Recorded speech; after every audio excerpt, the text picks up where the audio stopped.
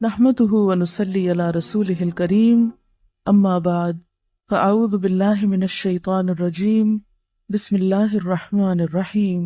آج میرا آپ سے سوال یہ کہ کیا آپ کو معلوم ہے کہ وہ کون کون سے کام ہیں، وہ کون کون سے طریقے ہیں، وہ کون کون سے انداز ہیں جن کے ذریعے آپ جلد اللہ تعالیٰ کے قریب ہو سکتے ہیں، یا جو آپ کو اللہ تعالیٰ کے قریب کرنے والے ہیں؟ کیونکہ آپ سے ایک بات میں نے کہی تھی اور اس کو آپ ایک کی پوائنٹ بنا لیجئے کہ ہمیں سالوں کا نہیں، مہینوں کا نہیں، ہفتوں کا نہیں، گھنٹوں کا نہیں، لمحوں کا استعمال جاننا ہے۔ ٹھیک ہے نا؟ یہ ایک کی سٹیٹمنٹ ہے ٹائم مینجمنٹ میں، ہمیں لمحوں کو استعمال کرنے کا سلیقہ سیکھنا ہے۔ اور پھر میں نے ایک اور بات کہی تھی آپ کو کہ صرف استعمال نہیں بلکہ بہترین استعمال سیکھنا ہے، اور بہترین استعمال کے لیے ہمیں پھر بہترین کام آنے چاہیے، معلوم ہونے چاہیے کہ بہترین کام کون سے۔ تو یہاں چند ایک مثالیں آپ کو دوں گی کہ وہ کون لوگ تھے جنہوں نے اللہ کا قرب پانے کے لیے اپنی زندگیاں بہترین طریقے پر آرگنائز کر لیں، جس سے وہ اپنے وقت سے بھرپور فائدہ اٹھا کے گئے۔ ایک بزرگ کہتے ہیں اگر ایک دن میں اپنے کسی ذکر میں کوئی کمی کر دوں تو پھر ممکن نہیں کہ اگلے دن اس کمی کو پورا کر سکوں، کیونکہ اس دن کا نام اعمال اس چیز کے بغیر چلا گیا، خالی۔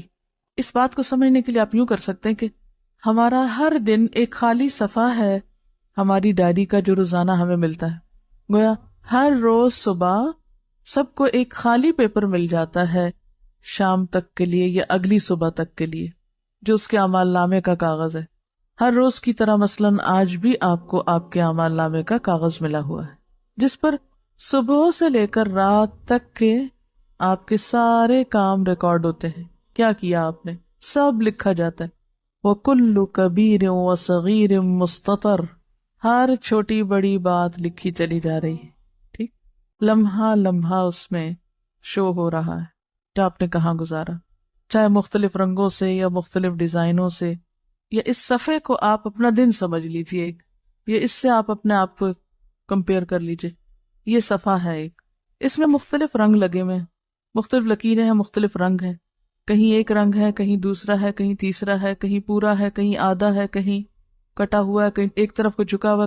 آپ سمجھیے کہ یہی آپ کے سارے دن کے کام ہیں۔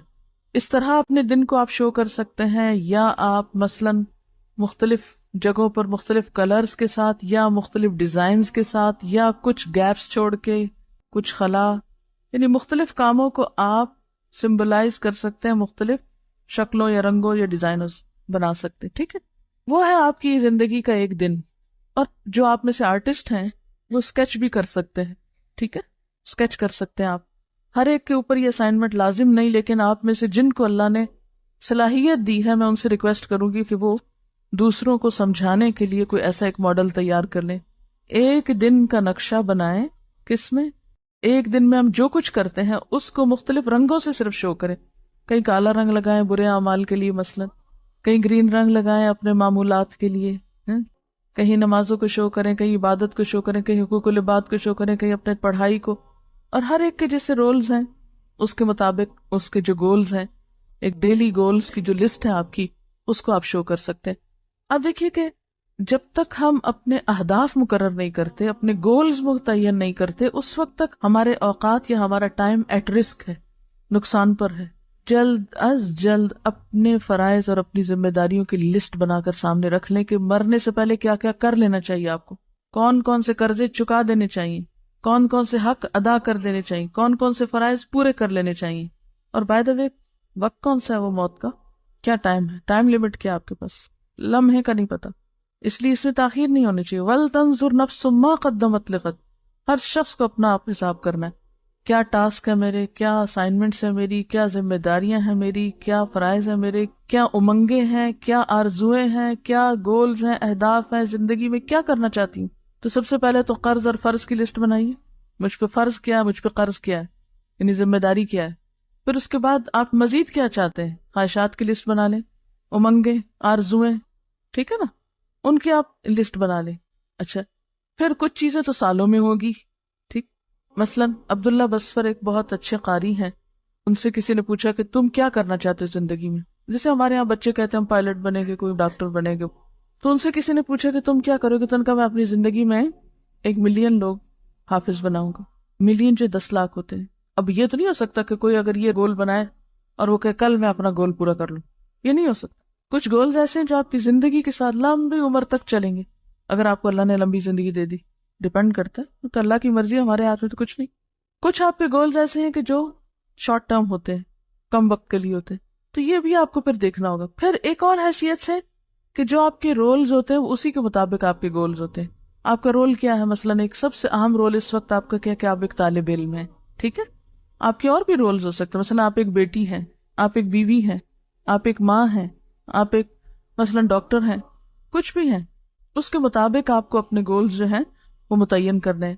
اگر آپ اپنے طالب علم ہونے کی حیثیت سے اپنے گولز متعین کر لیں کچھ، کہ آپ کو ہر روز کیا کیا کام کرنا ہوتا ہے، اس کی ایک لسٹ ہونی چاہیے آپ کے پاس، کہ میرا ڈیلی ہوم ورک یہ ہے، میرا روز کا کام یہ ہے، ان گولز میں اضافہ بھی ہوتا چلا جائے گا، ٹھیک ہے نا؟ تو وہ اگر آپ کے سامنے ہوں گے گولز، تو پھر اس کے بعد آپ دیکھتے جائیں کہ آپ ان میں سے کیا کیا کر رہے ہیں، کیا کر سکتے ہیں، کیا نہیں کر سکتے، ابھی کتنا کام آپ نے کرنا ہے۔ تو ان گولز کو بھی آپ اپنے اس کلر کے ساتھ شو کر سکتے ہیں، ٹھیک ہے نا؟ مختلف کلرز کے ساتھ کہ یہ آپ کے ہائی امنگیں ہیں اور امیدیں ہیں جو آپ۔ اچھا، پھر آپ کے کچھ معمولات ہوتے ہیں دن کے، جیسے صبح شام کے آپ ذکر کرتے ہیں، نماز کے بعد کا ذکر کرتے ہیں، وغیرہ وغیرہ، جو آپ کو کرنے چاہیے۔ اب کیا ہے، آج کے دن آپ نے مثلا صبح شام کی دعائیں کوئی نہیں پڑھی فار ایگزامپل، یا فجر کی نماز کے بعد کے اذکار نہیں پڑھے، وہ کیا ہوا؟ خالی خانہ چھٹ گیا۔ اب کل کے دن آپ کہیں اچھا میں کل پڑھ لوں گی نا، کیا ہوا آج نہیں پڑھی تھی، وہ آج یہ ہو گیا تھا، وہ ہو گیا تھا، یہ تھا وہ تھا، کوئی اس پہ الزام لگایا، کوئی اس کو بلیم کیا، کوئی کسی پہ ذمہ داری ڈالی، اور کام کوئی نہ کیا۔ اب یہ جو آج کی آپ کی شیٹ ملی تھی نا، زندگی کا آج کا کاغذ آپ کا ملا تھا، اس میں تو رہ گیا خالی۔ اب یہ بزرگ یہی کہتے ہیں کہ جو میرا ایک دن کا عمل رہ گیا، میں کل اس کو پورا کر ہی نہیں سکتا، پچھلے دن کی کاغذ تو واپس چلا گیا آ کے۔ جو آج آپ کو کاغذ ملا ہے، کیا کل یہی ملے گا کہ جو خانے رنگ بھرنے رہ گئے تو ذرا آج بھر لیں بیٹھ کے؟ یہ تو نہیں ہو سکتا نا۔ اس لیے جو آج کرنا نا وہ آج ہی کرنا ہے آپ کو۔ تو جو اہم ترین عادت اللہ کے قریب ہونے کی ہے وہ کیا ہے؟ کچھ چیزوں کو جو آپ نے اپنے گول سیٹ کیے ہوئے، جو اپنی عادات ہیں، ٹھیک ہے، بہت زیادہ نہ بے شک سیٹ کریں، اتنے ہی کریں جو آپ کر سکتے، ان کو آپ نے پورا کرنا ہے۔ سستی، کمی، کوتاہی، کاہلی، غفلت سے ان کو بھولنا نہیں، چھوڑنا نہیں، اور ہو جائے غفلت تو اتنا ہی وقت محض ایکسکیوزز کرنے میں نہیں گزار دینا، کیونکہ بہت سے لوگ نمبر 1 سستی سے کام نہیں کرتے، پھر نمبر 2 غیر حقیقی وجوہات بتاتے رہتے ہیں جو سچی کوئی نہیں ہوتی، اپنے کو بھی دھوکہ دیتے ہیں، اوروں کو بھی دیتے ہیں۔ وما یخدعون الا انفسهم وما یشعرون۔ جب تک اپنے ساتھ ہم سچے نہیں ہوں گے، اس وقت تک ہم اپنے دشمن ہیں خود۔ اپنے ساتھ سچے، اپنا بھلا سوچے، کسی پہ احسان نہ کرے۔ ایک بچی میرے پاس آئی تو کہنے لگی، میں نے کسی نے لیکچر دیا تو میں نے سنا کہ جو اولاد اچھے کام کرے تو وہ اپنے والدین کے لیے صدقہ جاریہ بنتی ہے، تو پھر مجھے کیا فائدہ ہوگا؟ اگر میرے کاموں کا فائدہ میرے ماں باپ کو ہی ہونا ہے تو میرا کیا فائدہ؟ میں نہیں کرتی۔ تو ہو سکتا ہے آپ بھی یہ سوچ لیں ہوں، ہم کیوں اچھے بنے اگر ہمارے ماں باپ کو فائدہ ہونا ہے ہم سے؟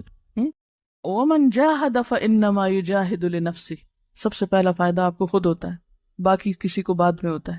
ایک کتاب ہے مقدمہ ابن خلدون، اس میں ہارون الرشید کے بارے میں آتا ہے کہ جب اس نے اپنے بیٹے الامین کو اس کے استاد کے سپرد کیا تو استاد کو ایک ریکویسٹ کی کہ اقرئہ القرآن، اس کو قرآن کی قرات سکھاؤ، قرآن پڑھنا سکھاؤ، وعرفہ الاخبار، تاریخ کی معرفت دو، اخبار کہتے ہیں تاریخ کو، وروّہ الاشعار، اور اس کو اشعار کی تعلیم دو یا اشعار سے مانوس کرو، وعلمہ السنن، سنت کی تعلیم دو، سنتیں سکھاؤ، یعنی زندگی میں، عام روزمرہ زندگی میں کون سا کام کیسے کرنا چاہیے نبی صلی اللہ علیہ وسلم کی پیروی کرتے ہوئے۔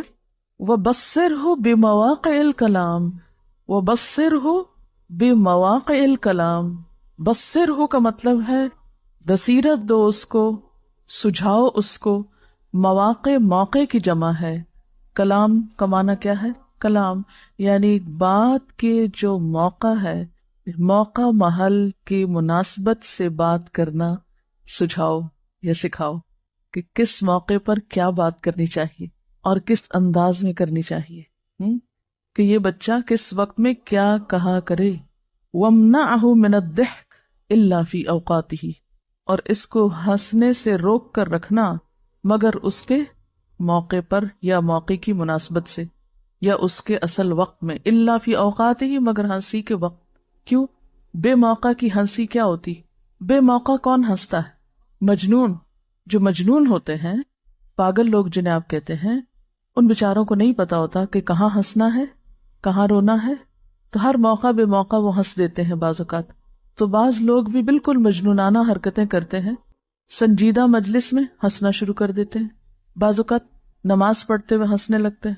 عموماً آپ نے بچوں کو دیکھا ہوگا کہ نماز میں کھڑے ہوتے ہیں اور ساتھ ہی ہنسنا شروع کر دیتے، ایک ہنستا اور سارے بچے اگر کٹھے نماز پڑھے سب ہنسنا شروع کر دیتے۔ اب ان کو آپ کیا کہہ کے معاف کر دیتے ہیں؟ بچے ہیں، لیکن بڑوں کو تو نہیں معاف کیا جا سکتا نا۔ اور اگر کوئی ایسی حرکتیں کرتا ہے تو اس کا مطلب ہے کہ اس کے اندر ادب نہیں، اخلاق نہیں، تمیز نہیں، اس کی تربیت ہی نہیں ہوئی، ٹھیک ہے؟ یعنی ہنسنا منع نہیں ہے، لیکن اس وقت ہنسنا جب ہنسنے کا موقع نہ ہو، یا بے موقع ہنسنا، وہ درست نہیں ہے۔ اسی طرح بے موقع کی بات حماقت ہے۔ مثلا موضوع کوئی چل رہا ہے، بات کوئی ہو رہی ہے، اور ایک شخص اٹھ کے بالکل irrelevant بات کرتا ہے، غیر موضوع، غیر مناسب، غیر متعلق، جس کو آپ کہیں گے، کیا کہیں گے آپ اس کو؟ کہ اس کے دماغ درست ہے، بات کس کی ہو رہی ہے اور یہ اس میں کیا کہہ رہا ہے؟ ایسا شخص کون ہوتا ہے؟ غیر حاضر دماغ۔ ناسمجھی کی علامتیں ہیں نا یہ۔ تو یہ سمجھداری پیدا کرنی ہوتی ہے، یہ تربیت سے آتی ہے، اور اس کے لیے یا تو ماں باپ تربیت کرتے ہیں یا پھر استادوں کا فرض ہے کہ وہ تربیت کریں اپنے طالب علموں کی، اپنے شاگردوں کی۔ لیکن والدین کو تو وقت ہی نہیں ہے، جن کے پاس کھانے کو نہیں، ان کے پاس یہ عذر ہے کہ ہم کیا کریں، بچوں کے لیے اگر کمائیں نہیں تو ان کو بھوکا مارے۔ جن کے پاس زیادہ ہے، وہ زیادہ کی وجہ سے اتنے مشغول ہیں کہ ان کو اپنے انٹرٹینمنٹ اور اپنے مصروفیات سے وقت نہیں، لہذا نسلوں پہ نسلیں بگاڑ کا شکار ہیں۔ اور پھر اسکولوں کا مقصد تعلیم دینا تو رہ گیا ہے، تربیت شاید ان کی ذمہ داری میں سے نہیں۔ تو ایسے میں قرآن پڑھنے پڑھانے والے اگر اس گیپ کو فل کریں اور اس فریضے کو ادا کریں تو تبھی اسلام کا کوئی عملی نمونہ سامنے آئے گا۔ ورنہ اگر ہم بھی بے سوچی سمجھی باتیں اور بغیر موقع کے کام کرتے رہے تو ہماری زندگی بھی ضائع ہونے کا امکان ہے، ٹھیک ہے؟ وقت کے صحیح استعمال میں ایک تو یہی اہم ترین بات ہے کہ جس کام کے لیے جو وقت مقرر کیا گیا ہو اس کام کو اس وقت کے اندر کرنا، اور اس کی تربیت اور ٹریننگ ہمیں اللہ سبحانہ وتعالیٰ نے دی ہے نمازوں کے ذریعے۔ اور ہمارے سہل پسند نفسوں پر سب سے بھاری کیا ہے؟ نماز۔ اور نماز نہ پڑھنے والے، خیر ان کے لیے تو پھر اوقات کی پابندی کوئی اہمیت ہی نہیں رکھتی، لیکن عموماً یہ دیکھا گیا ہے کہ جو نماز پڑھنے والے بھی ہیں وہ بھی ایک بہت بڑی مشکل کا شکار ہیں، اور وہ کیا ہے؟ افضل وقت یا وقت کے اندر نماز پڑھنا۔ عموماً اس کا اہتمام نہیں ہوتا۔ اور یہ کس کی صفت بتائی گئی؟ سستی کے مارے نماز پڑھنا اور نماز میں اللہ کو یاد نہ کرنا، ادھر ادھر کی باتیں سوچتے رہنا، منافقین کی۔ ان المنافقین یخادعون اللہ وہو خادعهم، بے شک منافق اللہ کو دھوکہ دیتے ہیں۔ یہ جو ٹال مٹول والی عادت ہے نا، یہ بھی ایک طرح سے چیٹنگ ہی ہے۔ وہو خادعهم، اور وہ ان کو دھوکہ دینے والا ہے۔ وَإِذَا قَامُوا إِلَى الصَّلَاةِ قَامُوا كُسَالَىٰ، اور جب وہ نماز کے لیے کھڑے ہوتے ہیں تو سستی کے مارے کھڑے ہوتے ہیں۔ یراؤن الناس، لوگوں کو دکھاوا کرتے ہیں، کام کرنے کا مقصد کچھ اور ہوتا ہے، دکھاتے کچھ اور۔ وَلَا يَذْكُرُونَ اللَّهَ إِلَّا قَلِيلًا، اور اللہ کو بہت تھوڑا یاد کرتے ہیں۔ اس کا کیا تعلق ہے نماز میں سستی سے کھڑے ہوتے ہیں؟ یعنی اللہ کو بہت کم یاد کرنے کا کیا تعلق ہے نماز میں سستی کرنے کے ساتھ؟ بات یہ ہے کہ جب وہ آتے ہی سستی کے ساتھ ہیں، پڑھتے ہی لیٹ ہیں، تو پھر اللہ کو کہاں یاد رکھیں گے اس میں؟ نماز میں اللہ تعالیٰ کو انسان اسی وقت یاد رکھ سکتا ہے جب انسان ٹائم پر نماز پڑھے، وقت لے کر پڑھے۔ اگر وقت ہی نہیں ہے نماز پڑھنے کا یا بہت تھوڑا وقت رہ گیا ہے تو بھلا آپ کس طرح اللہ کو یاد کر سکتے ہیں اس میں؟ پھر تو آپ کا دھیان کس کی طرف ہوگا کہ بہت تھوڑا وقت ہے، جلدی سے نماز پڑھ لوں۔ اسی کی تفسیر آپ صلی اللہ علیہ وسلم نے کی تھی نا کہ تلک صلاۃ المنافق، تلک صلاۃ المنافق، تلک صلاۃ المنافق، یہ منافق کی نماز ہے، یہ منافق کی نماز ہے، یہ منافق کی نماز ہے۔ 3 دفعہ یہ فرمایا تو پوچھا گیا کہ کون سی نماز منافق کی ہے؟ فرمایا کہ وہ شخص جو سورج کے پیلا پڑنے کا انتظار کرتا رہتا ہے. اچھا ابھی تو وقت ہے، ابھی کافی ٹائم ہے، پڑھ لیتا ہوں نا. حتیٰ کہ جب غروب ہونے کے قریب ہوتا ہے وہ تو نماز کے لیے اٹھتا ہے اور 2-4 ٹھونگے مار لیتا ہے، جس طرح مرغا زمین سے دانہ چننے کے لیے ٹھونگے مارتا ہے، اور اس میں وہ اللہ کو کچھ بھی یاد نہیں کرتا. جلدی کی نماز میں پھر اللہ تعالیٰ کی یاد تو نہیں ہوتی ہے. اور جلدی کے 2 ہی سبب ہو سکتے ہیں، جلدی نماز پڑھنے کے 2 ہی سبب ہو سکتے ہیں. ایک تو یہ کہ سستی، اور دوسرے دیر سے پڑھنا. یعنی نماز میں دل ہی نہ ہونا سستی ہے، نماز کو ایک بوجھ سمجھنا. تو جب نماز کے لیے کھڑے ہوئے تو بس جلدی سے بوجھ اتار کے پھینکا. اور دوسرے تاخیر ہو گئی تو اب جلدی پڑھنی پڑے گی. اسی لیے جو شخص اول وقت میں نماز پڑھتا ہے اس کے پاس کافی ٹائم ہوتا ہے، انف ٹائم ہوتا ہے، وہ اطمینان سے پھر نماز پڑھتا ہے، پھر اللہ کو یاد بھی کرتا ہے. اوقات کے صحیح استعمال میں اہم ترین چیز کیا ہے؟ جس کام کا جو وقت ہے اس کو اس وقت کے اندر کیا جائے، اور اس کی تربیت نماز سے شروع کی جائے. آپ سب اگر یہ چاہتے ہیں نا کہ آپ کا وقت صحیح استعمال ہو تو اس کا آغاز کیجئے نماز کو صحیح وقت پر پڑھنے سے، صحیح وقت پر پڑھنے سے. یہ الگ بات ہے کہ طویل نماز پڑھیں تو پھر آخری وقت میں آپ جا پہنچے. جیسے نبی صلی اللہ علیہ وسلم فجر کی نماز اندھیرے میں شروع کرتے تھے اور اتنی لمبی پڑھتے تھے کہ روشنی ہو جاتی تھی، وہ تو ایک الگ بات ہے. اسی طرح اگر آپ ظہر کی نماز پڑھے بغیر یہاں سے چل پڑتے ہیں، مثلا گھر جاتے ہیں، بالکل تھوڑا سا وقت بچتا ہے، مجھے بتائیے کہ آپ میں سے کتنے لوگ اطمینان سے نماز پڑھ سکتے ہیں؟ نہیں پڑھ سکتے. تو ایٹ لیسٹ آپ فرض تو سکون کے ساتھ پڑھ کے نکلا کریں، سنت گھر جا کے پڑھ لیں، کہ فرض تو پڑھ کے جائیں. اگر فرض نماز بھی، کیونکہ قیامت کے دن سب سے پہلے کس چیز کا حساب ہوگا؟ نماز کا حساب ہوگا. بہت سے لوگ باتوں میں لگے رہتے ہیں، ادھر ادھر وقت ضائع کرتے ہیں، اور پھر جب نماز کا وقت ہوتا ہے تو جلدی جلدی میں نماز پڑھ لیتے ہیں. تو وقت کے صحیح استعمال میں سب سے پہلے فرائض کو صحیح وقت پہ ادا کرنا. اسی طرح آپ دیکھیے روزہ ہے، روزے کے لیے اللہ تعالیٰ نے وقت مقرر کر رکھا ہے، رمضان کا مہینہ مقرر کر دیا. اگر یہ مقرر نہ ہوتا تو ہم میں سے کتنے لوگ تھے جو پابندی کر سکتے سال میں 1 مہینہ مسلسل روزے رکھنے کی؟ اسی سے آپ اندازہ لگائیے کہ اوقات کا مقرر کرنا کسی کام کے لیے کس قدر ضروری ہے. اور اس کے لیے آپ کو پری پلاننگ کرنی پڑے گی، یہ پری پلانڈ ہونا چاہیے. اگر آپ پلاننگ نہیں کریں گے کہ کون سا کام کب کرنا ہے تو اوقات ضائع ہوتے رہیں گے. کون سا کام کب کرنا ہے اور کب تک کر لینا ہے، مکمل کر لینا ہے. رمضان سے پہلے روزے کتنے بھاری لگ رہے ہوتے ہیں، آتے ہیں تو پھر جاتے وقت کتنی اداسی ہوتی ہے. اٹ مینس کہ ہم کر سکتے ہوتے ہیں، لیکن اگر ہمیں پابند نہ کیا جاتا نا، ہم پہ فرض نہ ڈالا جاتا، تو شاید ہم کہتے ہم تھک گئے ہیں، 1 دن چھوڑ کے 1 دن رکھ لیتے، پھر 1 دن چھوڑ کے 1 دن کرتے کرتے 2 مہینے ہو جاتے، نہ یہ کام کر پاتے نہ وہ کر پاتے. اسی لیے منافقین کے بارے میں کیا کہا گیا؟ مذبذبین بین ذالک لا الہ الا ولا الہ الا. منافقین کی ایک اور کوالٹی کیا بتائی گئی؟ کہ وہ مذبذب، ڈاواں ڈول رہتے ہیں تذبذب میں، نہ ادھر کے نہ ادھر کے. تو جو شخص بھی اس طرح زندگی گزارے کہ اس کی زندگی تذبذب میں ہو، نہ ادھر کا ہو نہ ادھر کا، وہ کس کام میں ایکسل کرے گا؟ وہ کس چیز میں ایکسل کرے گا؟ کس چیز میں وہ آگے جائے گا؟ اور یاد رکھیے آخرت میں جو آپ کا مقام ہے نا، اس کی ایک جھلک یہ آپ کی دنیا کی زندگی. جس طرح یہاں زندگی گزار رہے ہیں نا، جس درجے میں خیر بھلائی نیکی کے جس درجے میں آپ یہاں کھڑے ہیں اپنی عبادات میں، اخلاق میں اور باقی معاملات میں، قیامت کے دن بالکل اسی کا دوسرا حصہ آپ کو دیا جائے گا. اور اگر آپ نے اپنے اوقات یہاں ضائع کر دیے نا، اور اپنے اوقات سے صحیح طور پر فائدہ نہیں اٹھایا، اپنے فرائض کو اعلیٰ درجے میں ادا نہیں کیا، تو کل قیامت کو کس بات کا اجر چاہتے ہیں آپ؟ کن بلند درجات کی بات کرتے ہیں؟ جب کرنے کا وقت تھا اس وقت تو کچھ اور کرتے رہے، جب نیکی کے کام کرنے کا وقت تھا اس وقت میں تو ادھر ادھر کے شغل کرتے رہے. اب آگے قیامت کے دن کہ ہمیں جنت کے اعلیٰ درجات چاہیے، یہ کیسے ممکن ہے؟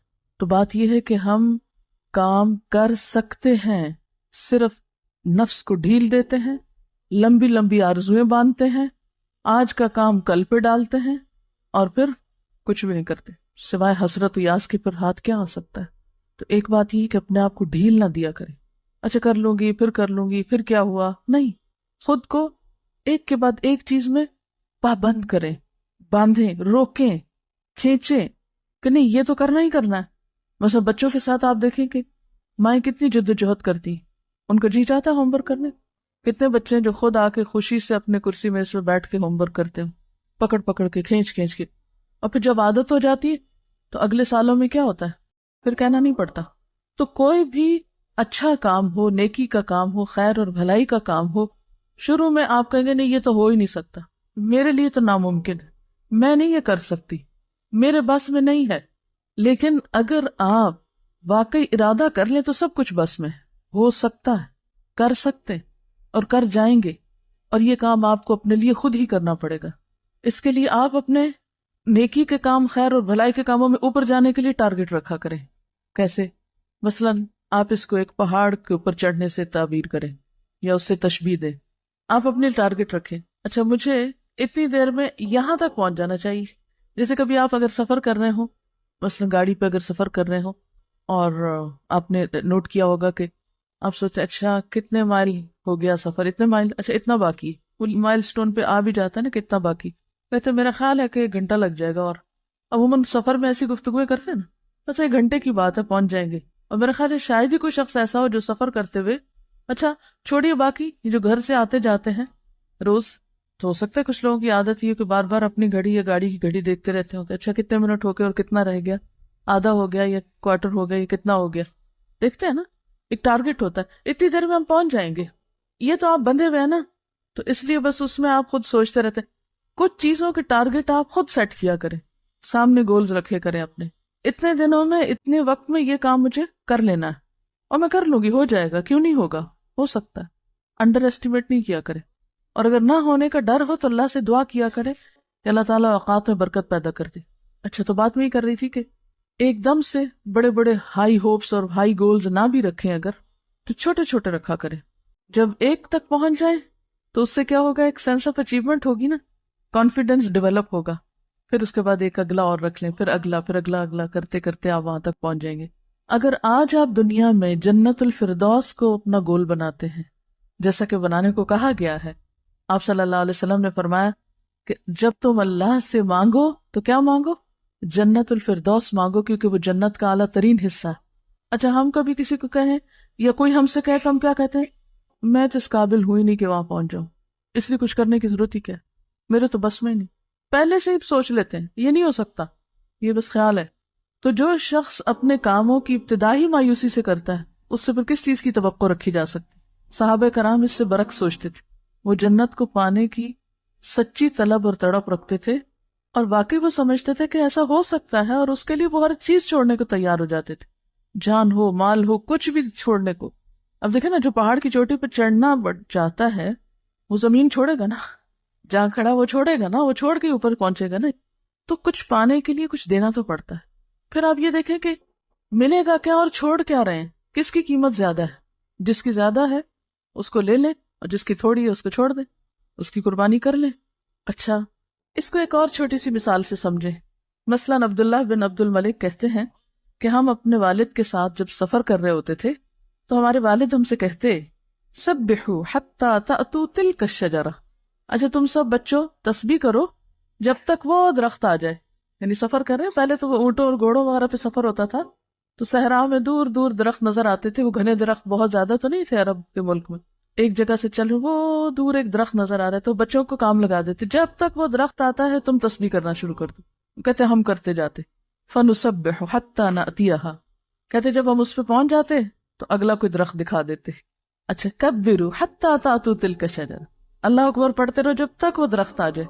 اچھا وہ ہم پڑھتے رہتے، اور پھر جب اس پہ پہنچتے تو کچھ اور ٹارگٹ دے دیتے، اس پہ پہنچتے کچھ اور دے دیتے، اور اس طرح سفر بھی ختم ہو جاتا، دلچسپ ہو جاتا، اور اس کے ساتھ ساتھ نیکیاں بھی ملتی، وہ وقت کا کتنا بہترین استعمال ہوتا۔ اچھا یہاں ان کی ایک حکمت ہے نا کہ اگر بچوں کو کہتے دیکھو آدھا گھنٹہ تو تم تسبیح کرو اور آدھا گھنٹہ تکبیر پڑھو اور آدھا گھنٹہ فلاں کرو اور آدھا گھنٹہ وہ، تھوڑی دیر میں بچے بھول جاتے۔ اب جب وہ نصب العین سامنے آ گیا کہ وہاں تک پہنچتے ہوئے یہ کام کرنا ہے تو ایک پلاننگ ہے نا۔ اچھا مثلاً ہم نے آپ کے ساتھ ایک پلاننگ کی ہوئی ہے، اس کے لیے کیا ہے، وہ لیسنز کو ڈے وائز الگ الگ کیا ہوا کہ اس دن اتنا ہو جانا چاہیے۔ اب بعض اوقات کیا ہوتا ہے، وہ سسٹم خراب ہو سکتا ہے اور آپ کا ٹارگٹ جو ہے وہ پورا نہیں ہو سکتا، تو اب یہ تو نہیں ہم کر سکتے کہ اس کو چھوڑ دیں کہ آج کا ٹارگٹ نہیں پورا تو چھوڑ دیتے ہیں، نہیں، اس کو اگلے دن زیادہ کام کر کے پورا کر لے، اور جو ایک ڈیڈ لائن ہے وہاں تک اس کو مکمل کریں. باقی بہت سی بیچ میں ایسی چیزیں آ جاتی ہیں جو مرضی کے خلاف ہوتی ہیں. انسان کو مشین نہیں، مشین بھی ہو تو مشینیں بھی خراب ہوتی ہیں، ٹھیک ہے نا، مشینیں بھی خراب ہو جاتی ہیں. انسان کے ساتھ بیماری بھی ہے، مسائل بھی ہیں، بہت سی چیزیں لگی ہوئی ہیں، لیکن ان میں سے کسی بھی چیز کو اپنے راستے میں رکاوٹ نہیں بننے دینا چاہیے کہ اچھا اب یہ ہو گیا تو اب سب بیٹھ جاؤ، سب کام چھوڑ. ہم تو انتظار میں رہتے ہیں کہ کوئی ایسی ایمرجنسی ہو، خدا نخواستہ کوئی چیز ہو تو ہم ذرا آرام کر لیں، خوش ہو جائیں کہ شکر ہے کام نہیں کرنا پڑا.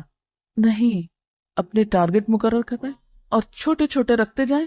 جب اس کو اچیو کر لیں تو اگلے پہ، اگلے سے اگلے پہ، اگلے سے اگلے پہ، تو انشاءاللہ آپ اس طرح اپنے اوقات کو صحیح طور پر استعمال کریں. آپ دیکھیں کہ اللہ تعالیٰ سارا سال ہم سے پابندی کراتے ہیں چھوٹے یونٹ میں، یعنی دن کے 5 حصوں میں 5 نمازیں پڑھوا کر، پھر سال میں روزے رکھوا کے، پھر اسی طرح زکوٰۃ، پھر اسی طرح حج. سب ٹائم کے ساتھ بندھے ہوئے ہیں نا. تو اپنے کاموں کو، جسے پہلے بھی میں نے کہا تھا، اپنے کاموں کو اوقات کے ساتھ باندھ دے. بہت سے لوگ اپنا کافی وقت صرف اس میں ضائع کرتے رہتے ہیں کہ وہ اپنی مصروفیات کی کہانی سناتے رہیں. کچھ لوگوں کی عادت ہوتی ہے ہر وقت اپنی مصروفیات کی کہانی سناتے رہتے ہیں. تھوڑا سا کام کر لیتے ہیں، پھر اگلے وقت میں اس قصے کو دہراتے ہیں. اچھا پہلے میں نے یہ کیا، پھر یہ کیا، پھر یوں ہوا، پھر وہ آیا، پھر وہ گیا، پھر وہ رودات سنا کے پھر اگلا کوئی کام شروع کرتے ہیں. بولا اس کا کیا مقصد ہے؟ پھر جو کوئی کام نہیں کرتے گلٹ ہوتی ہے اندر، پھر اس کا تذکرہ کرتے رہتے ہیں. کوئی پوچھے نہ پوچھے دہرائے چلے جاتے ہیں قصہ، اپنا وقت بھی ضائع کرتے ہیں، دوسرے کو بھی سنا کے بور کرتے ہیں. تو یہ جو زبان کی حفاظت ہے لغویات سے، بیکار گفتگو سے، اس سے خاص طور پر بچنے کی کوشش کریں. اپنی گفتگو کا اگر آپ حساب کرنے لگیں گے نا، انشاءاللہ تعالیٰ آپ کے وقت کا بہت سا حصہ جو ہے وہ بہت اچھے کاموں میں استعمال ہونے لگے. بہت سے لوگ زبان کی حفاظت سے مراد صرف یہ لیتے ہیں کہ جھوٹ نہ بولو، چغلی نہ کرو. وہ تو ہے ہی، وہ تو نہیں کرنی چاہیے، لیکن جو بہت کثرت کلام جو ہے یہ درست نہیں. اللہ تعالیٰ کو جو چیزیں ناپسند ہیں ان میں مال کا ضائع کرنا اور قیل و قال. قیل و قال کیا ہے؟ کہا گیا اور اس نے کہا، وہ یہ کہہ رہا تھا، یہ کہہ رہی تھی، فلاں نے یہ کہا، فلاں کا یہ قول ہے، فلاں نے یہ فرمایا، بس اسی قسم کی باتیں. اگر آپ اپنی گفتگو کا حساب انشاءاللہ رکھیں گے کہ زائد ضرورت نہ بولیں، اور اس کے لیے بھی ٹارگٹ رکھیں، جسے میں نے اگلے مہینے کا رکھا ہوا ہے کہ میں اپنی گفتگو میں مزید کمی کروں گی.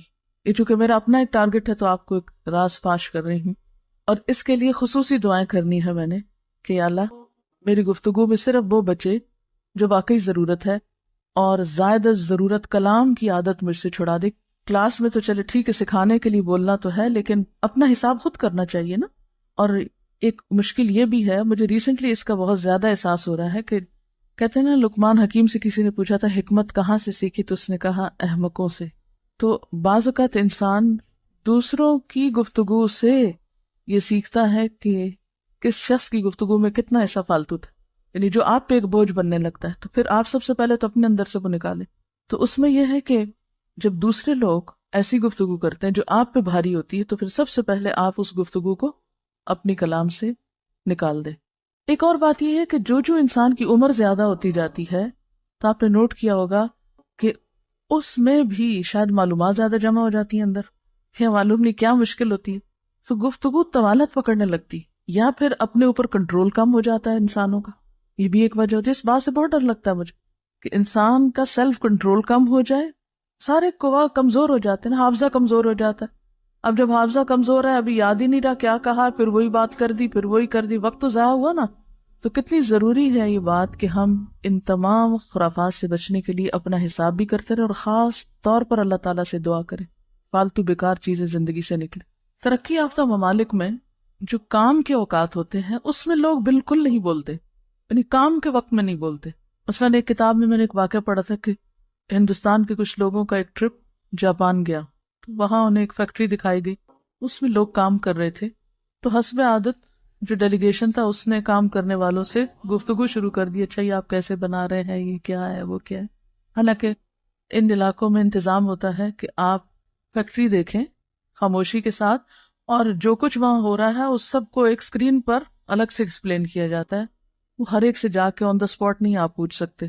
تو صاحب لکھتے ہیں جو اس میں شریک تھے کہ کسی نے کسی بات کا جواب نہیں دیا. ان لوگوں نے اس طرح ظاہر کیا گویا یہ بات ان سے کی نہیں جا رہی, کسی اور سے بات ہو رہی.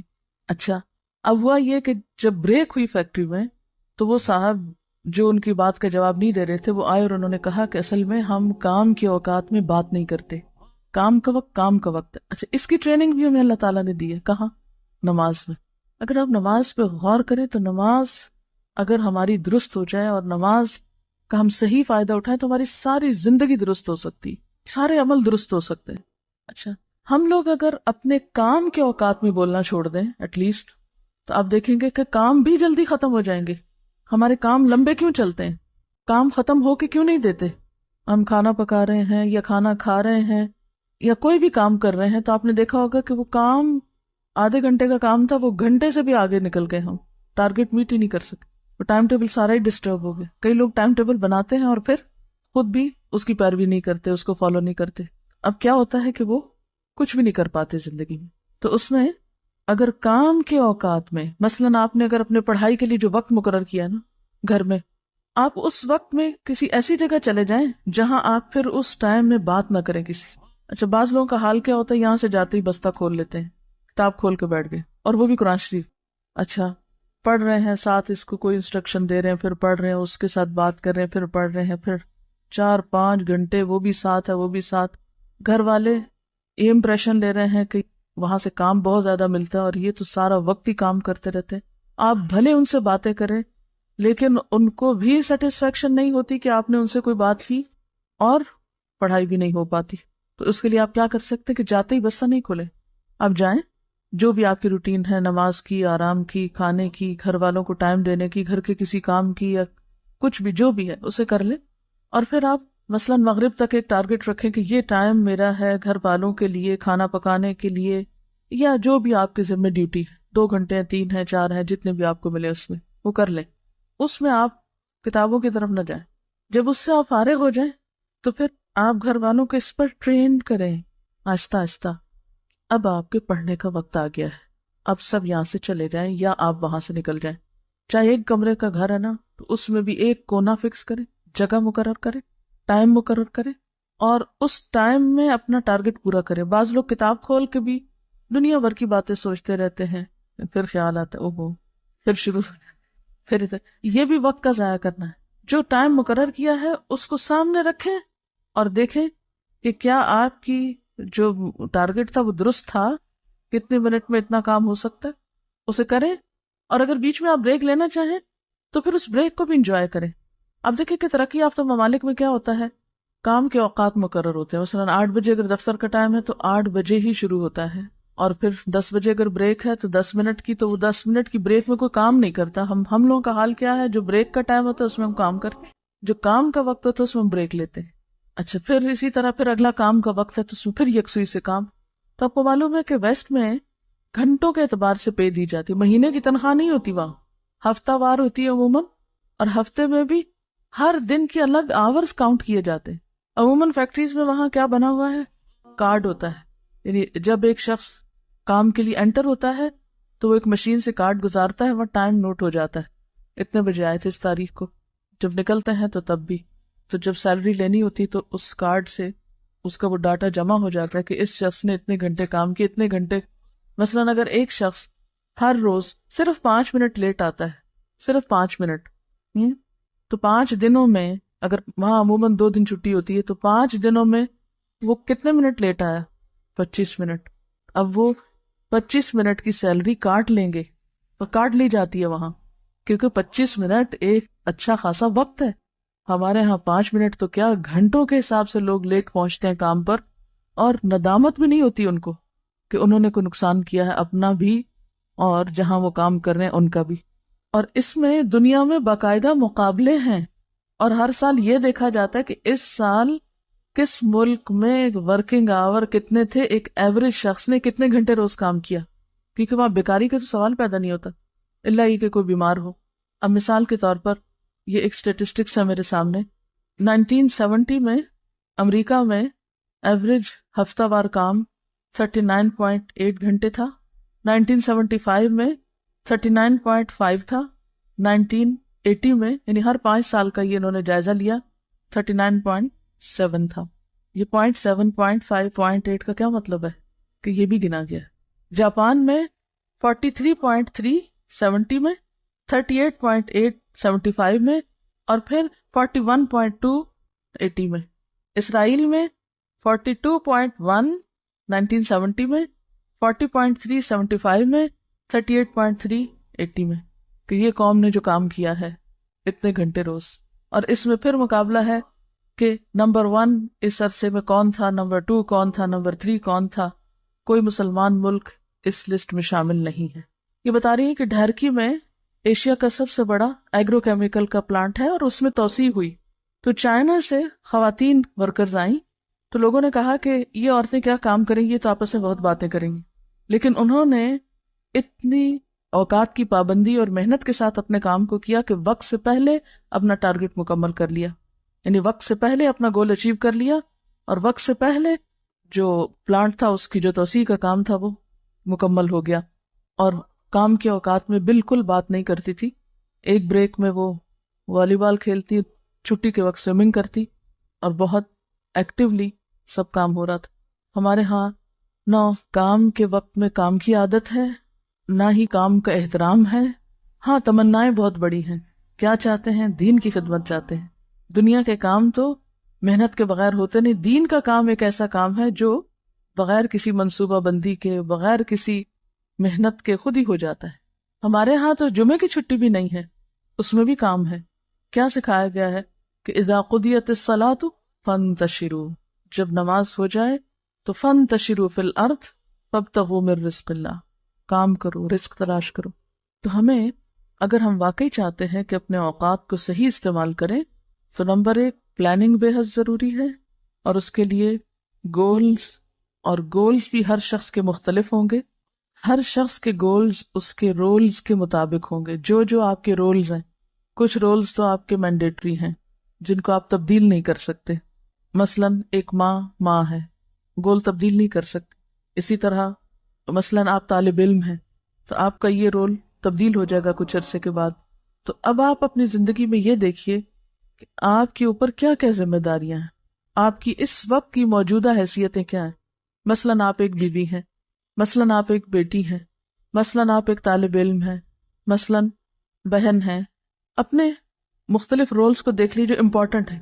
اب مثلا اگر آپ ایک بیوی ہیں تو ظاہر ہے آپ کے شوہر کے حقوق ہیں آپ پر. علم کا حاصل کرنا آپ کے شوہر کے حقوق کی قیمت پہ نہیں ہو سکتا. اسی طرح اگر آپ ایک بیٹی ہیں تو والدین کی مدد کرنا یا ان کا ساتھ دینا آپ کی ذمہ داریوں میں سے. تو پہلا کام تو یہ کیجئے کہ ایک ایک جو آپ کا رول ہے اس کے مطابق آپ کا گول کیا ہے، آپ کی ذمہ داریاں کیا ہیں. پھر اگلی بات یہ ہے کہ کون سا کام آپ نے کب کرنا ہے، کون سا کام کب کرنا ہے آپ کو. اب بعض لوگ ایک بوجھ سر پہ سوار رکھتے ہیں، اور ہمارے بچے ہیں نا، کیا کریں، کوئی وقت نہیں ملتا، سارا دن بچوں کو رونا روتے رہیں گے، کیا کریں، شوہر ہی نہیں مانتے، ان کی بڑی ذمہ داری مجھ، سارا دن شوہر کی بات، بہانہ ایک بنا لیا. تو یہ جو بہانے بنانے کی عادت ہے یہ زندگی سے نکال دیجیے. اگر آپ جس وقت میں جو کرنا چاہیے اس کے پابند ہو جائیں تو شکایت بھی نہیں رہے گی. پھر شوہر کو شکایت نہیں ہوگی، پھر بچوں کو شکایت نہیں ہوگی، پھر آپ کی ٹیچر کو آپ سے شکایت نہیں ہوگی، کیونکہ آپ نے اپنے پڑھنے کے وقت میں کیا کیا، پڑھا اور پڑھ کر آئے. اچھا کلاس میں آپ کی ذمہ داری کیا ہے؟ توجہ سے سننا، لکھنا، اور جو کہا گیا انسٹرکشنز دی گئی ان کو فالو کرنا. اگر آپ اس وقت میں کچھ اور کر رہے ہوں تو کیا ہوگا، استاد کو شکایت ہوگی، اور یہ وقت کا ضیاع بھی ہوگا. آپ پھر یہاں بیٹھے کس لیے، آپ کچھ اور کریں جا کے. احمد بن عطا سے پوچھا گیا کہ طلب العلم فریضۃ علی کل مسلم کا معنی کیا ہے، کس چیز کا علم حاصل کرنا فرض ہے، کون سا علم حاصل کرنا فریضہ کے درجے میں ہے. ٹھیک ہے نا، علوم تو بہت سے ہیں نا، لیکن ہر علم کا سیکھنا تو فرض نہیں ہے نا. تو انہوں نے کہا علم الحال و علم الوقت و علم السر فمن جہل وقتہ وما علیہ فقد جہل العلم الذی امر به. علم الحال، حال کا علم. حال کا علم کا مطلب یہ ہے کہ جو آپ کا حال ہے یا حالت ہے، جو آپ کا سٹیٹس ہے، اپنا حال، جیسے ابھی رول کیا ہے نا آپ کا، یعنی آپ کے رولز کے مطابق ایک آپ کا جو رول ہے اس کے بارے میں آپ کو علم ہونا چاہیے. مثلا آپ کے رولز میں سب سے پہلا رول کیا ہے کہ آپ اللہ کے بندے ہیں. بندگی میں آپ کو کیا کیا کرنا ہے، تو فرائض آ گئے نا اس میں، نماز. اور پھر اسی طرح آپ کے حال میں ایک یہ ہے کہ آپ ایک بیوی ہے، بہن ہے، ہمسائی ہے مثلا، جو آپ کی حالت ہے اس میں والدین کے حقوق پتہ ہونے چاہیے، شوہر کے حقوق پتہ ہونے چاہیے، بچوں کے حقوق پتہ ہونے چاہیے، وغیرہ وغیرہ. تو یہ حال کا علم ہے نا، جو بھی آپ کا حال ہے، حالت ہے، اسٹیٹس ہے یا وقت ہے. ٹھیک ہے. دوسرا ہے علم الوقت. علم الوقت فریضہ ہے. ٹائم مینجمنٹ کا سیکھنا فرائض میں سے ہے کہ کس وقت میں مجھے کیا کرنا ہے، بچپن میں کیا کرنا ہے، جوانی میں کیا کرنا ہے، بڑھاپے میں کیا کرنا ہے. ہمارا حال کیا ہے، جو بس وقت آتا ہے گزار دیتے ہیں، پہلے سے نہیں پتا کہ ہمیں کیا کرنا ہے، نہ اپنے لیے پتا ہے نہ بچوں کے لیے پتا ہے. پھر اسی طرح عبادات کا وقت کیا ہے، تعلیم کے اوقات کیا ہونے چاہیے. اور انہوں نے بہت اہم بات کی تھی کہ فمن جہل وقتہ، جو وقت کے علم سے یعنی وقت کے بارے میں جاہل ہے اور اس بات سے جاہل لا علم ہے کہ وما علیہ، کہ کس وقت میں اس کی ذمہ داری کیا ہے، کس وقت میں کس چیز کا ٹائم ہے. فقط جہل العلم، ایسے شخص کا علم سے کوئی تعلق نہیں، وہ علم سے بھی ناشنا ہے. کتنی بڑی بات ہے. طلب العلم فریضۃ علی کل مسلم. تو یہ کون سا فریضہ ہے؟ دو چیزیں مینلی ہو گئی. ایک تو یہ ہے کہ اپنی ذمہ داریاں پہچانیں، اپنے رولز کو ڈٹرمن کریں، اور ہر رول کے تحت آپ کے اوپر کیا کیا ذمہ داری، اور پھر ہر ذمہ داری کو ادا کرنے کا وقت کیا ہے. اور اس کے بعد ہر چیز کی ایک حد ہے، لمٹ ہے، کہ مثلا نماز خشوع سے پڑھنی ہے، لیکن یہ نہیں کہ آپ اتنی لمبی کر دیں کہ آپ کے کھانے کا وقت نکل جائے. اب آپ کا اس وقت رول کیا؟ مثلا اگر میرے بچے چھوٹے ہیں، دودھ پیتے بچے ہیں، تو میری نمازیں وہ نہیں ہو سکتی ہیں نا جو شادی سے پہلے جتنی لمبی ہو سکتی ہیں. شادی کے بعد یا بچوں کے ساتھ اتنی لمبی نماز نہیں ہو سکتی. بچہ اگر رو رہا ہے، چیخ رہا ہے، چلا رہا ہے، تو میری نماز آٹومیٹکلی چھوٹی ہو جائے گی. اب مثلا میں تدریس کا کام کر رہی ہوں یا ساتھ اور تھوڑا بہت، تو ان اوقات میں عمر کے مختلف حصوں کے ساتھ مختلف اوقات رہے ہیں. مثلا جب میں طالب علم تھی اس وقت بھی میں سکھاتی تھی، لیکن اس وقت جیسے ہفتے میں ایک دفعہ. جب شروع میں سکھانا شروع کیا تو ابھی علم اتنا پختہ نہیں تھا، اس وقت تھوڑا تھوڑا پڑھایا، بہت کم سکھایا، 2 آیتیں 3 آیتیں. پھر اس کے بعد جب باقاعدہ استاد بنی تو اس میں تھوڑا اور اس کو انکریز کیا. پھر شادی ہوگی، پھر بچے تھے، پھر ہفتے میں 1-2 دفعہ درس دیتی رہی. پھر اس کے بعد تھوڑے بچے اور بڑے ہوئے اور وقت ملا، اس کو اور انکریز کر لیا. یعنی ساری ذمہ داریاں سامنے رکھ کے صرف پرسنٹیج طے کر لیں کہ کس وقت آپ کا کون سا رول زیادہ اہم ہے اور اس کے لیے آپ کو کتنا وقت چاہیے، اور کب آپ کی عمر کے کون سے حصے میں کون سی ذمہ داریاں نسبتاً کم ہو گئی اور اب کس اور چیز کو آپ کا زیادہ وقت چاہیے. تو کام سارے اگر آپ کو پتا ہوں، جیسے پہلے میں مثال دی تھی نا کہ سارے کاموں کو ایک رنگ دے دیجئے زندگی میں، تو وہ پرسنٹیج کم زیادہ ہوتی رہے گی. مثلا جب میں طالب علم تھی تو یہ 8 گھنٹے جو اب میرے کام میں گزرتے ہیں، وہ 8 گھنٹے صرف پڑھنے میں گزرتے تھے. اس وقت پڑھانے میں 8 گھنٹے نہیں گزرتے تھے، یا اور مینجمنٹ کے کاموں میں 8 گھنٹے نہیں گزرتے تھے. اسی طرح جب بچے چھوٹے تھے تو اس وقت اوقات اور طرح کے تھے، بڑے ہوئے تو اور طرح کے ہوئے، کچھ اور بڑے ہوئے تو کچھ اور اوقات میں تبدیلی ہو گئی. تو یہ آپ لوگ جب تک اپنے حال کو نہیں جانیں گے کہ آپ کا اس وقت حال کیا ہے، آپ کے اوپر کس کس طرح سے پریشرز ہیں، آپ کے اوپر کون کون سے کام ہیں، ان سب کو لکھ لیجیے. جو کام آپ کو بادر کر دے، جو لوگ آپ کو پریشان کر دیں، یہ کرو یہ کرو، سب لکھ لیں. تو ایک اس طرح کی ایکویشن سی بنا لیں، کام ایکول ٹو وقت. اس کام کے لیے اتنا وقت درکار ہے مجھے، اور اس وقت کو اسی کام کے لیے استعمال کرنا ہے. اس میں اگر کوئی ناروا پریشر ڈالے تو اس پریشر کا مقابلہ کرنا ہے پھر. اور اگر آپ تنکوں کی طرح ہلکے ہو کے ہر چیز پہ بہتے چلے گئے تو پھر تو آپ کچھ بھی نہیں کر سکیں، تو کہیں ٹھہریں گے آپ. اور یہ جو انسان کے اندر ایک کیفیت آتی ہے نا کہ ڈٹرمنیشن کی اور پختگی کی، اللہ کی مدد سے آتی، صبر کے ساتھ آتی ہے. جلد بازی کو زندگی سے نکال دیں تو پھر آتی. چھوٹی چھوٹی باتوں پر پریشان ہو جانا، چھوٹی چھوٹی باتوں پہ بڑے بڑے فیصلے کر لینا، چھوٹی چھوٹی باتوں پہ، جیسے کل بھی شاید بات کی تھی جذباتیت کی، تو آپ کو جذباتیت زندگی سے نکالنی ہوگی. لوگوں کی باتوں کی پرواہ چھوڑ دیں، کیونکہ جب ہم لوگوں کی باتوں کی پرواہ کرنے لگتے ہیں تو ہم چاہتے ہیں ایک دن میں لوگ پلٹ جائیں. نہیں پلٹ سکتے، چھوڑ دیں، آپ ان کو پلٹ جائیں گے جب انہوں نے پلٹنا ہوگا. میرے ساتھ ریسنٹلی 1-2 واقعات ہوئے. کچھ عرصہ پہلے بہت شدت سے میری مخالفت ہو رہی تھی، بہت زیادہ. اب بھی خیر کم نہیں یا ختم نہیں ہوئی، لیکن بہت زیادہ شدید قسم. وہ وقت تھا کہ جس میں اگر میں اس رو میں بہہ جاتی تو شاید میں کام نہ کر پاتی. لیکن میں نے ان سب چیزوں کو ایک طرف رکھا کہ ان کا میری زندگی سے کوئی تعلق نہیں. اگر لوگوں کو میرے بارے میں غلط فہمی ہے یا مس انڈرسٹینڈنگ ہے اور میں اپنی جگہ سچی ہوں، تو ایک وقت آئے گا کہ لوگوں کو خود ہی سمجھ آ جائے گی. اور اگر میں اس میں اپنا کام چھوڑ کے اور لوگوں کی باتوں کا جواب دینے بیٹھ جاؤں گی تو جو کر رہی ہوں اس میں رکاوٹ آ جائے گی. اور یہ سب تو شیطان کا شر ہے ہی، اس لیے کہ میں جو کر رہی ہوں وہ چھوڑ دوں. تو مجھے وہ نہیں چھوڑنا جو میں کر رہی ہوں. اب کل رات ہی کسی بزرگ کا فون تھا، انہوں نے بہت دفعہ ہمارے آفس میں کال کر کے تو نمبر لیا میرا پرسنل کہ آپ ان سے ضروری بات کرنی ہے. اور بات کیا تھی، ایک طرح سے روندھی ہوئی آواز میں معافی مانگ رہے تھے کہ بیٹی مجھے آپ کے بارے میں پتہ نہیں تھا کہ آپ کیا کر رہی ہیں، آپ کون ہیں. لا علمی میں نے آپ کے خلاف بہت باتیں کی ہیں اور بہت برا بھلا کہا ہے آپ کو. اب میں آپ کی کیسٹ سن رہا ہوں، مجھے پتا چلا ہے کہ آپ کیا ہیں اور کیا کر رہی ہیں، تو میں آپ سے بہت معافی چاہتا. اب وہ عمر میں بھی بڑے اور بزرگ بھی، تو مجھے نعوذ باللہ ایک لمحے کے لیے بھی خیال نہیں آیا کہ اچھا، بلکہ الٹا ان کے لیے دل سے دعا ہی نکلی کہ اللہ تعالیٰ نے اتنی سمجھ دی ہے کہ اپنے سے چھوٹے کسی انسان سے وہ اس طرح کی معذرت کر لے. ہم میں سے کتنے لوگ ہیں یہ جو یہ کر سکتے ہیں کہ کسی کے ساتھ برا کیا اور پھر جا کے کہیں آپ مجھے معاف کر دیں، میں نے آپ کے ساتھ یہ کیا ہے. ہمارے اندر وہ ظرف ہی نہیں ہے. تو اس وقت میں اللہ کا ہی شکر ادا کر رہی تھی اور میں سوچ رہی تھی کہ یہ ایک سائن ہے، سمبل ہے. اگر آپ ایک چیز کو حق اور سچ سمجھ کر اس پہ جمے ہو تو مخالفت تو ضرور ہوگی، اور اگر ہوگی تو پھر اللہ ٹیسٹ کرے گا، امتحان لے گا کہ تم پھر بھی جمے رہتے ہو یا پھر ہل جاتے ہو یا چھوڑ دیتے ہو اپنا کام. تو جو آندھی طوفان کے وقت کام چھوڑ کے بیٹھ جائے پھر کیسے آگے چل سکتا ہے؟ آپ کرتے جائیں، لوگوں کی مس انڈرسٹینڈنگز، لوگوں کی غلط فہمیاں، لوگوں کی باتیں کوئی حیثیت نہیں رکھتی. آپ مجھے بتائیے قیامت کے دن لوگوں کی باتیں ہم کو بچائیں گی؟ لوگوں کی باتیں ہمارے پلے میں اگر وہ غلط ہی کر رہے ہیں اور برائی کر رہے ہیں تو وہ بھی ہمارے حسنات میں پڑیں گی. قیامت کے دن ہماری نیکیوں میں اضافہ ہو جائے گا، اور ہم اپنی طرف سے برا نہیں کر رہے اور ہم کسی کو برا بھلا نہیں کہہ رہے. اس کے باوجود لوگ بغیر جانے ایک بات سنی سنائی پہ چل رہے ہیں تو چلتے جائیں، کیا فرق پڑتا ہے؟ ہم لوگوں کے تو کچھ کر نہیں رہے. تو آپ جب تک اپنے آپ کو اللہ کے لیے خالص نہیں کریں گے نا تو نیکی کے کام میں ٹھہر نہیں سکتے، کیونکہ آپ کر لوگوں کے لیے رہے ہیں. جس دن لوگوں کی تعریف نہیں ملی تو آپ لازماً بیٹھ جائیں گے. جو لوگ صرف تعریفوں کے بلبوتے پہ کام کرتے ہیں وہ زیادہ دیر نہیں چل سکتے. اللہ تعالیٰ کو سب سے زیادہ جو دعا پسند ہے وہ عافیت کی دعا ہے کہ اللہ ہمیں آزمائشوں سے بچا کے رکھ. لیکن پھر یہ اللہ ہی اس راز کو جانتا ہے کہ کس کو کہاں کس چیز میں آزمانا ہے. اور یہ یاد رکھیے کہ کسی کی آزمائش چھوٹی ہوتی، کسی کی بڑی ہوتی، لیکن ہوتی ہر ایک کی.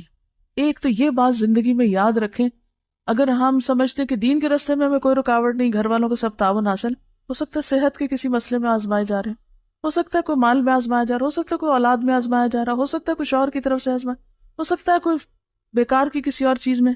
تو ایک یاد رکھیے، یہ دنیا تو ہے ہی امتحان، اس میں امتحان تو ہونے ہیں، اس کے بغیر نہیں آپ زندگی گزار سکتے. لیکن امتحان کے وقت کون سا رویہ درست ہے یہ جاننا بھی بے حد آپ کو ضروری. تو یہ علم الحال ہے کہ کس وقت میں کیا ایکشن لینا ہے، کس کام کو کس طریقے پہ کرنا ہے، کس چیز کے لیے کیا وقت مقرر ہے. اور جب تک یہ آپ نہیں کریں گے اس وقت تک بات نہیں بنے گی. کیونکہ جو چیزیں اللہ نے فرائض کے درجے میں رکھ دی ہے نا، مثلا نماز فرض ہے، اب آپ 100 بہانے بھی کریں تو کیا کوئی ایک بھی قبول ہے اس میں سے؟ تب بھی قبول نہیں. نماز نماز ہے جو وقت کی پابندی کے، ان الصلاۃ کانت علی المؤمنین کتابا موقوتا، وقت کی پابندی کے ساتھ فرض ہے، کوئی بہانہ نہیں چلے گا. اسی طرح ماں باپ کے ساتھ احسان کا رویہ فرض ہے، کوئی بہانہ نہیں چلے گا. اسی طرح کچھ اور کام ہے جیسے طلب العلم فریضۃ، علم حاصل کرنا فرض ہے، کوئی بہانہ نہیں چلے گا. تو ہمیں بہانے بنانے سے نکل آنا ہے، بہانے چھوڑنے ہیں. جو کرنا ہے چاہے کڑوا ہے چاہے میٹھا ہے اسے کر کے چھوڑنا ہے، اپنے آپ سے کروانا ہے. اور بعض اوقات ایسا ہوتا ہے کہ جیسے آپ خود نہیں کر پا رہے تو وتواصوا بالحق وتواصوا بالصبر کر لیں، کسی کو تھام کے اٹھ جائیں، چلیے وقت ختم ہو گیا. اور وقت کا موضوع تو ختم نہیں ہو سکتا